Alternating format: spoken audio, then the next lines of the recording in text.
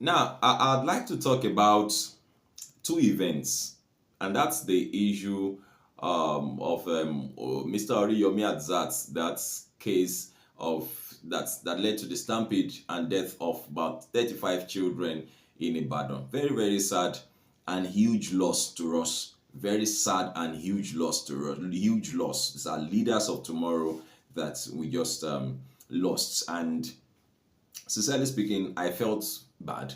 I felt bad in the sense that it could have been avoided. And that's the truth. You see, in the process of trying to do good, we need to do them with lots of caution. We need to do our good, works with lots of caution.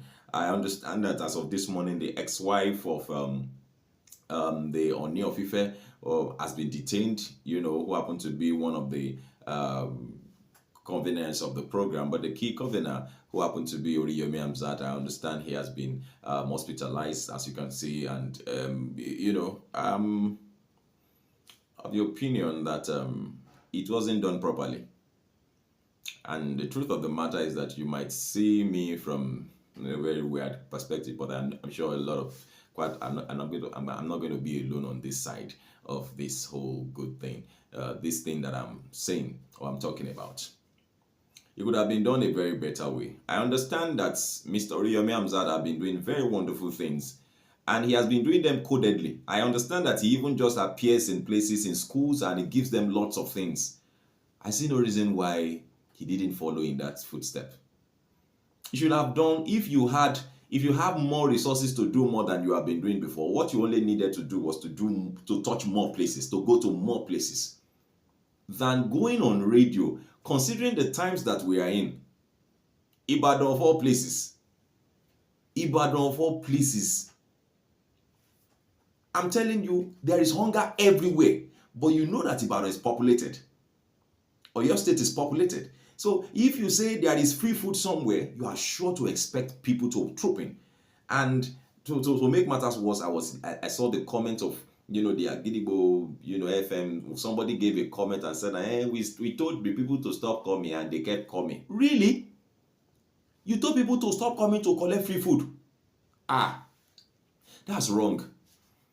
Like, what do you mean that you told them to stop? No, you didn't plan properly. There was no proper planning.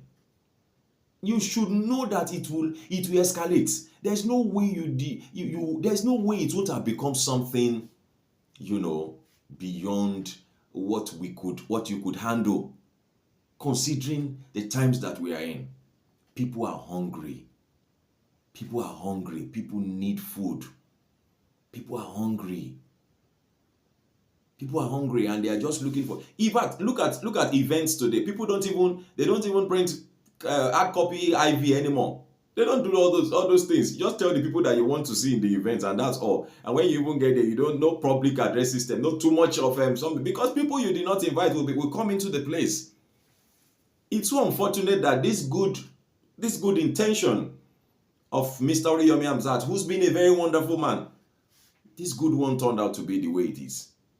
I wish him very quick recovery, but then I tell you, just as I saw in the news that the president already heard about this and he's already ordered a probe into what happened, and investigations will go into that. And 35 children in the name of giveaway. We can't give away 35 children. No, God forbid, not even one. It's so sad. Pray that their souls rest in perfect peace, and if are much more their parents, God grant them the fortitude to bear that irreparable loss.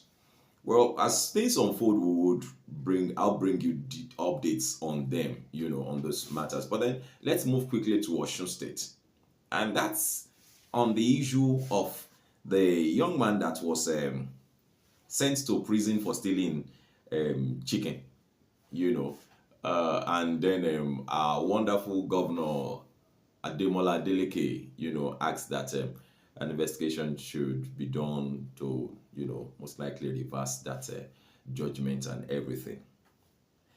I was listening to, that's a show, a radio program, when somebody called in and the person said, well, we love the judge that did that case.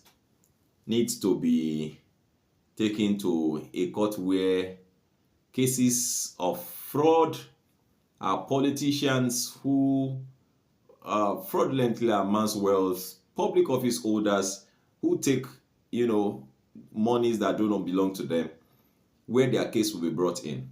And then we can easily say they are going to jail or to be sentenced to death by either hanging or firing squad. Because that judge, I think she must be a woman, must be a very, very, But I now further heard that, okay, he was caught with, weapons. He was caught with a shotgun or something, and that's now a little bit shifted my thinking about it, because of course you know what the law says about being in possession of firearms and all of that. But then my question, my thoughts is that was he going to rob to get a chicken using guns and all of that? Was that how true was that? You understand? And so my focus talking about it in this video is number one, that considering the fact that he was even about 17 years old at the time when that judgment was done, was about 17 years old. I feel that our judiciary system should put in more effort into proper investigation, and there should be considerations. There should be considerations. Are you saying that keeping such a boy in the society could make him become a criminal? Are there not people who have come out of prison to become great people? You understand? And things, such considerations, and putting the right people where they belong. If there are people who stole billions of naira, they shouldn't be at home. Then they should be in the grave. I hope you get what I'm trying to say. And so they should be in the grave. Then secondly, it was a very good, beautiful step taken by Mr. Governor, Mr. Senator Nuruddin Jackson Ademola Adeleke of Osun State, who took that bold step after the mother of the boy cried out. Of course, thank God for the mother, and thank God for your voice. That was our only son. And thank God for the governor who was able to save the situation. But though I know that they hardly sign death sentence anymore. People are just languishing. But then the boy will have just continued to languish in prison, maybe for life. That would have just been the case. But it was a good step. But then just feel free to drop your comments, make them simple, and say we talked about two matters, just now: the issue of Oriyomo Hamzat in Ibadan, and also the case of the young boy who was sentenced to death by hanging for stealing chicken. Well, this is Serious Matters here at ONF TV. The compliments of the season. Please don't forget to share our videos with others. Drop your comment. Make them simple and simple. We are doing everything within our best, within our power, to see to it that we give you the best when it comes to, news updates. Thank you very much for watching. God bless you.